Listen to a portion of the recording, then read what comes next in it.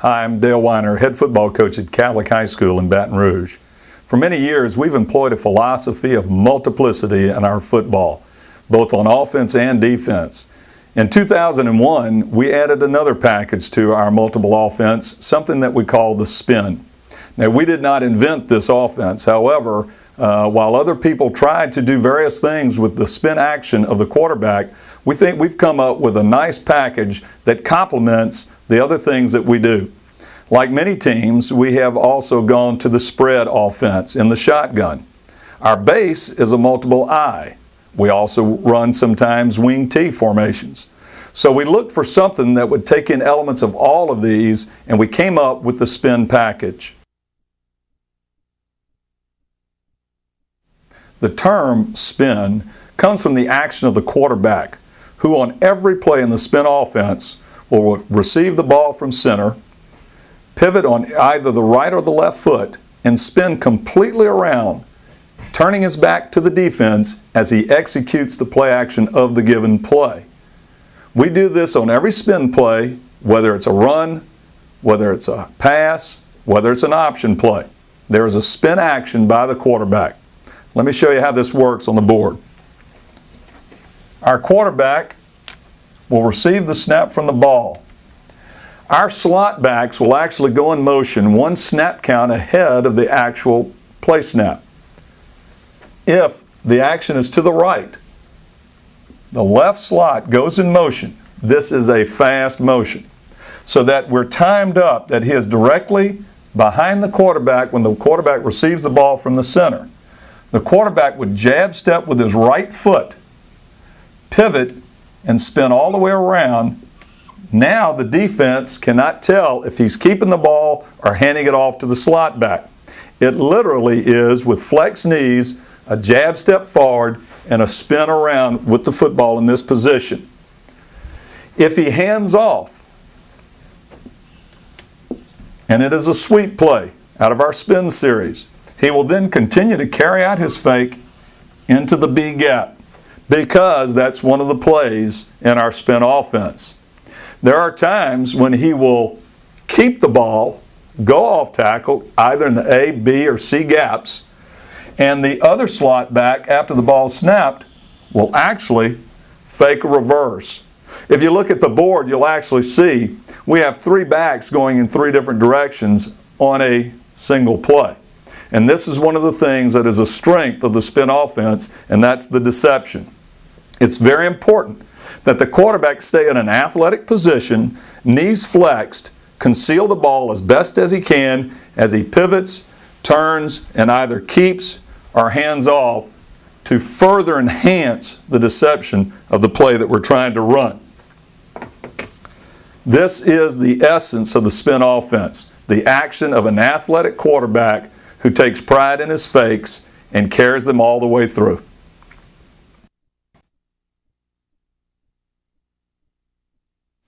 Let's look at some of the formations that you can run the spin offense from, and we're going to start with our basic set, which is a double slot. Our line splits are 2 feet. Now, there are some plays, obviously, in every offense where you would cut your splits down. There's some place where you will widen the splits, and that's going to hold true for our spin offense. But we start from a basic split of guard, tackle, and if we're using a tight end, 2-foot splits across the board.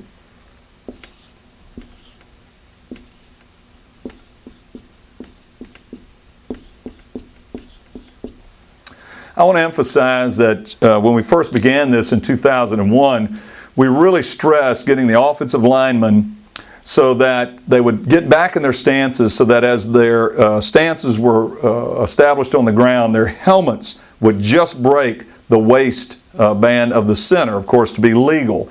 We needed that because, as wing T coaches know, you like the deep set of the lineman to allow for pulling and trapping.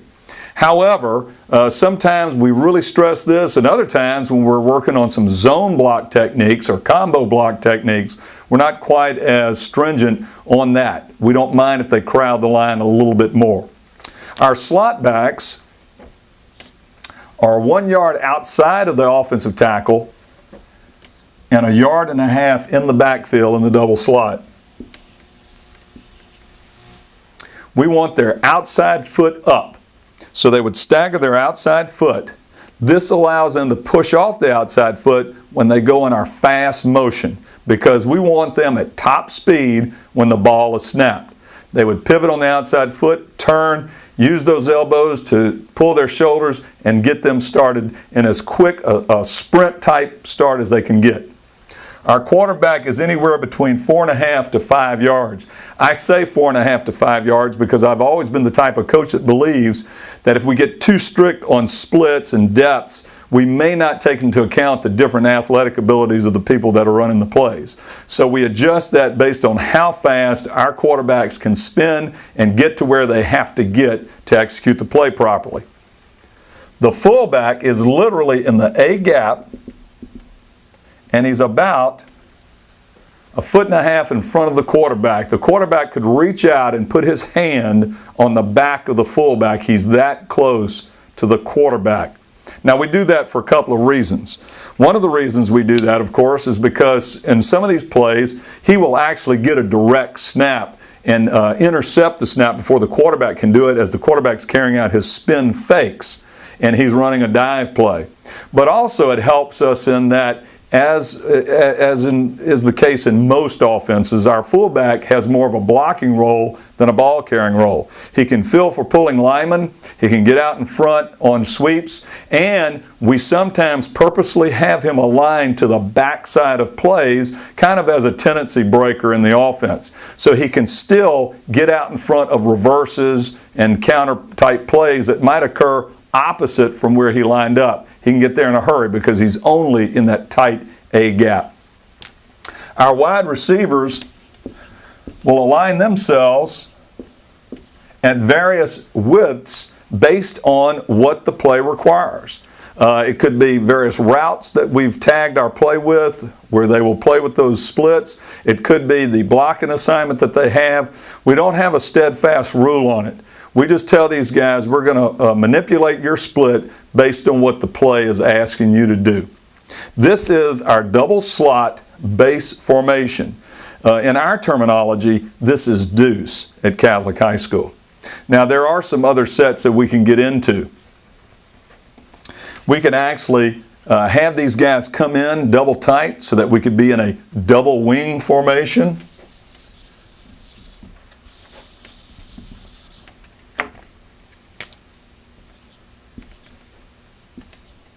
And we would stay consistent with the 2-foot split rule for the tight end.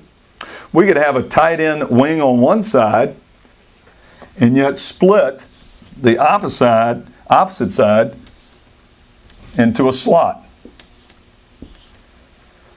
Again, this is familiar territory with people that run wing T, because they will get in these types of sets often. We can have an end over, a wing with a split end to the same side. And sometimes this is advantageous when we're trying to outnumber the defense to the wide side of the field. We could even flex out the tight end when he's covered. And since, like many offenses, we do run spread shotgun with trip receivers and motion to trip sets, this sort of looks like a trip set with 3 eligible receivers to a defense, but of course the inside man's ineligible. It's a lot for a defense to keep up with, and they have to be real sharp in identifying whether this inside receiver is on or off the football. We've even gone to this, running the spin offense with only one slot back, and in fact being in a trip set with a tight end or a split end away from the slot back. So this is a true spread trip set offense right here. But as long as you have a slot back who's in position to go in fast motion prior to the snap of the ball, where the quarterback can step, pivot, and fake the ball to him, keep it, play action pass, handoff, you've got a spin offense. And so we've really experimented with a lot of formations over the years to help implement and enhance what it is we're trying to do out of our spin. And in the last couple of years, one of the things that we've liked to go to is the nasty slot. On both sides, we will actually compress our wideouts so that they have approximately the same splits as the slots. And so you have a double compressed slot on both sides that we know as the nasty slot. And from this, we can run all the plays in our offense and gain some advantages at the point of attack because of this compressed slot.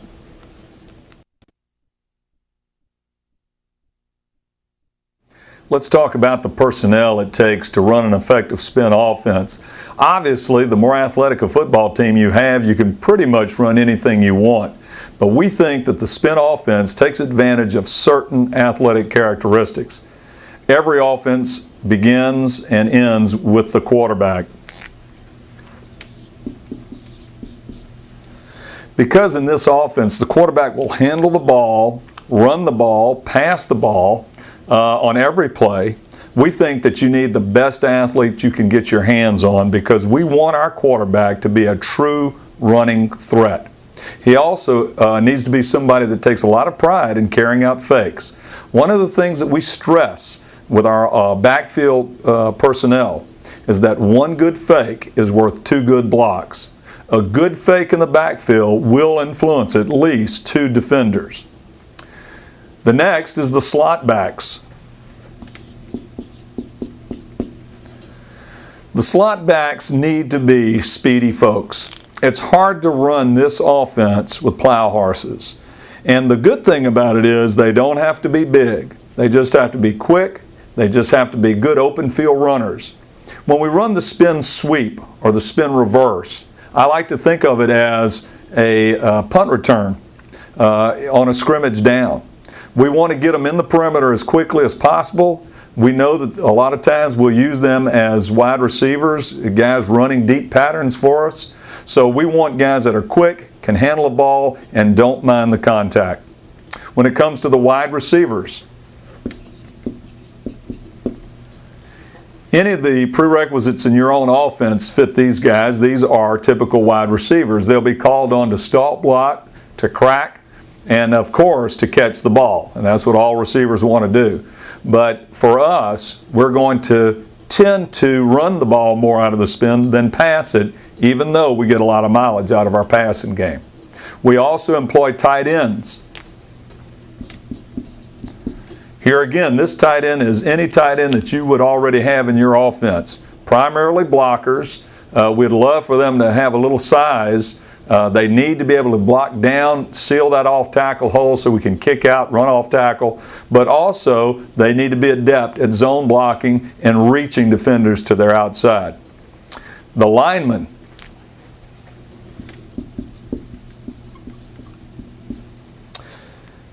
We are going to ask our linemen to pull. We're going to ask them to pull to get out in front of sweeps, counter sweeps where we pull guard, tackle, maybe just the guard, maybe just the tackle. We even in 2006 had a center that pulled when he was uncovered. We're going to ask these guys to be able to move. So it sure is nice if you've got some linemen that are adept at pulling and trapping and leading sweeps around the perimeter. However, one of the things that we have evolved to is a lot of zone blocking. And if you are running zone plays and your offensive line coach has got your guys on the right tracks and they're adept at running zone blocking schemes, you can use this spin offense very effectively for that. In addition, the fullback. The fullback is like any fullback. Primarily, he's going to be a blocker. But he will catch the football on some screens and bootlegs where we slip him into the flat. He will also catch the direct snap and run the straight hard dive. So he needs to be a fullback that's a good inside runner, has hands and the catching ability, but really prides himself on carrying out fakes and blocking.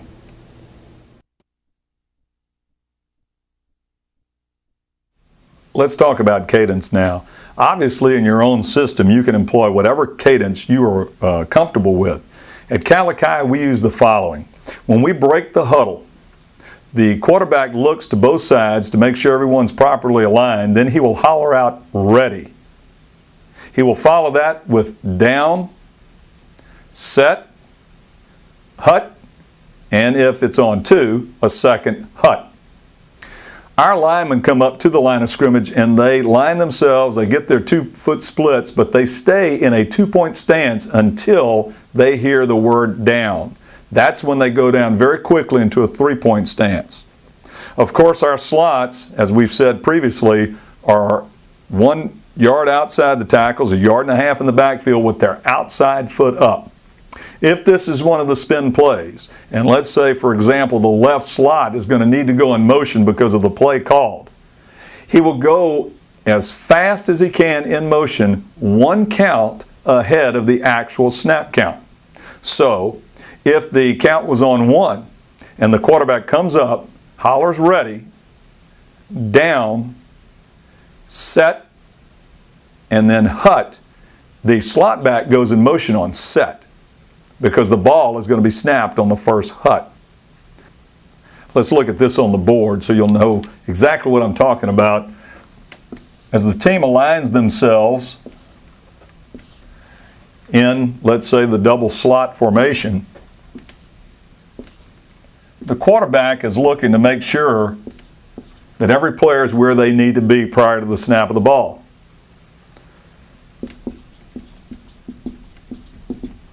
On the command ready, the other 10 players out there understand that the cadence is about to begin, so they must settle in. The linemen are in 2-point stances at the line of scrimmage.